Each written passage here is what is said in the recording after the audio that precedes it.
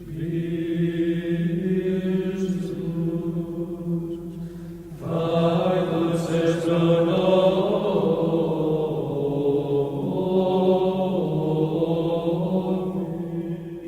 things can be, what have you learned from books like Spiral Dynamics or authors like Claire Graves, Jane Levenger, people like this, and even Wilber with his spectrum of consciousness?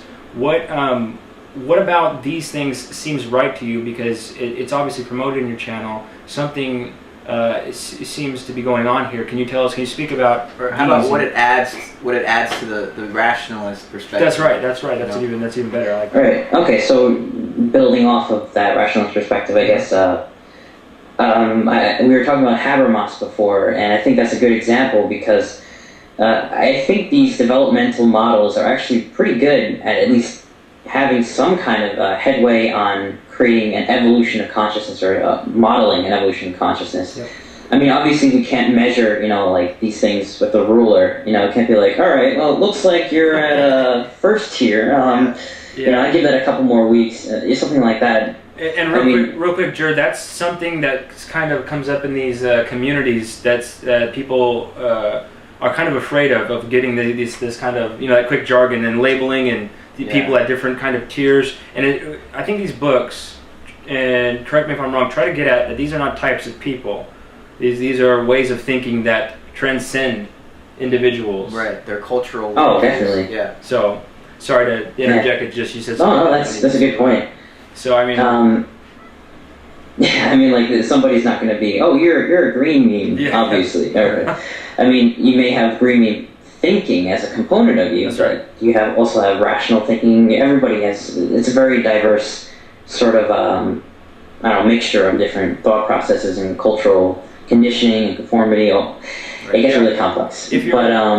That's right. If you're a very visual thinker, there are some maps or that are usually that help for a more linear type of thing, where it displays like wavelengths overlapping each other, and it really nails the concept of these overlapping wavelengths. As one becomes more dominant, your whole being, your whole culture can change too. So.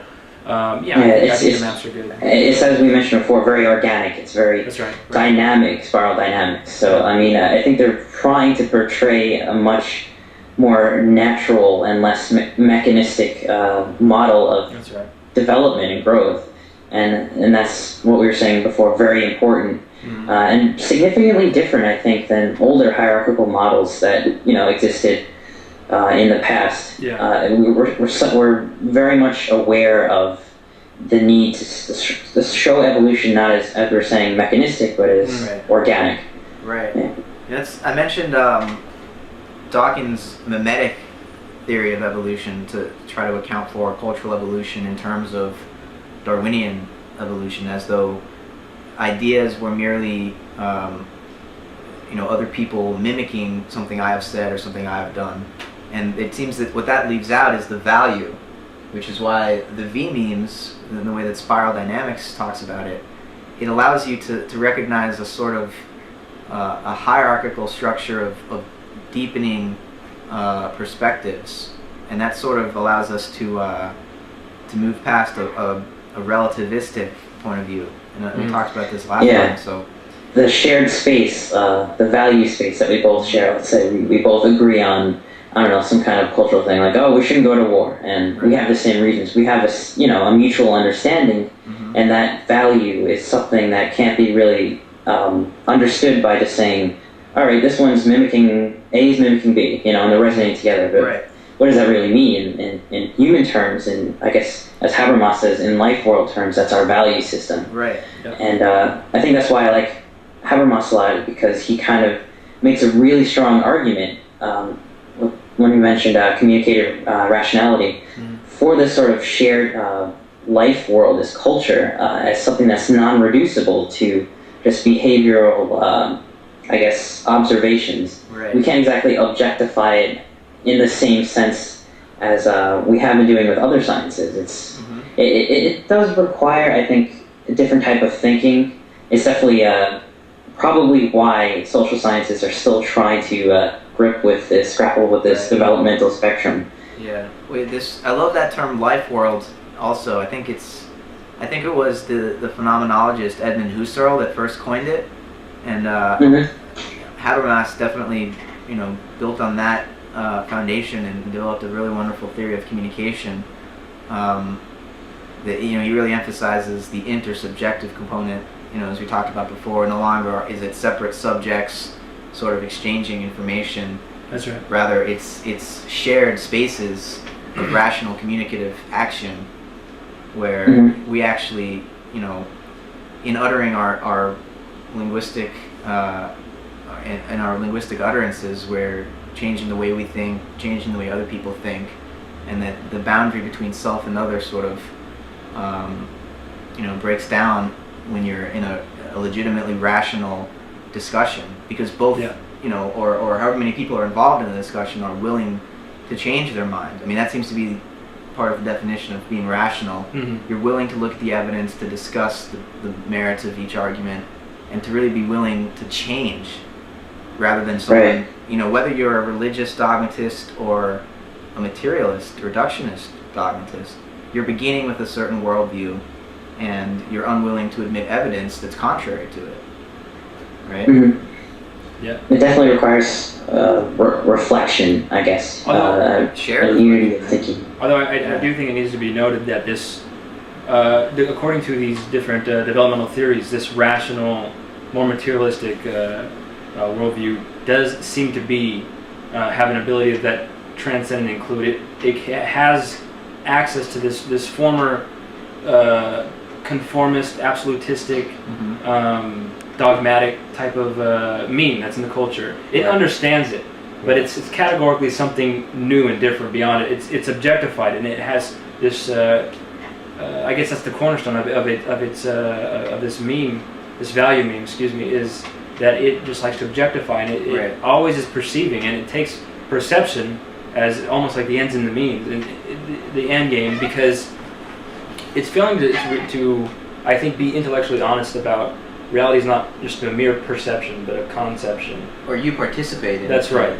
So there's something going on there beyond that. I mean, I think people can logically understand that, but putting it into practice seems to be a new category, actually. What do you think about that, Drew? Yeah, definitely. It definitely requires to start introspecting a little bit about your relationship to the ideas and the way you think, and whether or not there's some kind of bias. And that's, I think, what's so great about actually the rational stage in these models is that it's on the road to sort of gradual and deeper forms of reflection and introspection. So it's sort of like an expansion of awareness, which is why I guess the structure of consciousness is the term. But it's definitely on the road, and that's why I think, at least with the atheist perspective and maybe more reductionist critiques of religion in the United States, I mean, maybe even presenting this developmental logic with using their rational mind, they might be able to begin to unravel these sort of things, and then maybe it'll be a wake-up call too, to say like, oh, look at that, there is development.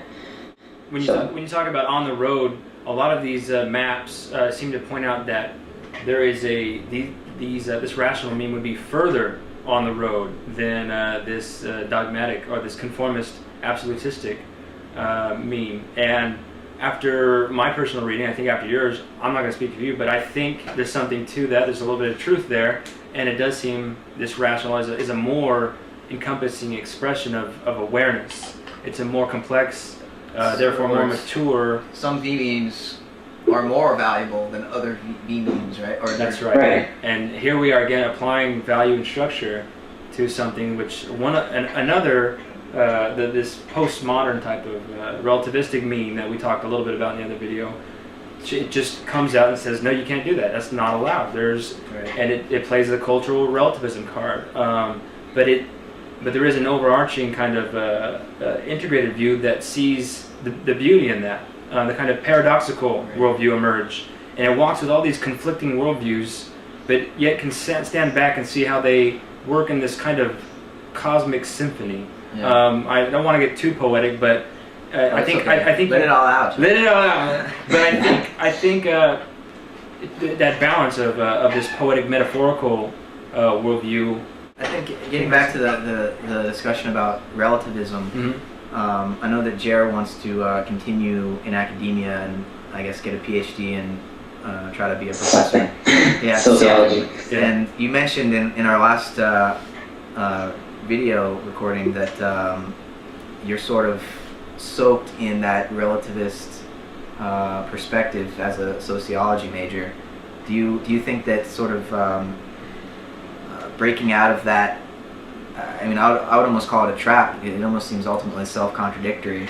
But do you think that that's sort of where you feel most called to contribute to the field in terms of, getting it out of that very militantly relativistic outlook into a more healthy, hierarchical view? Yeah, I mean,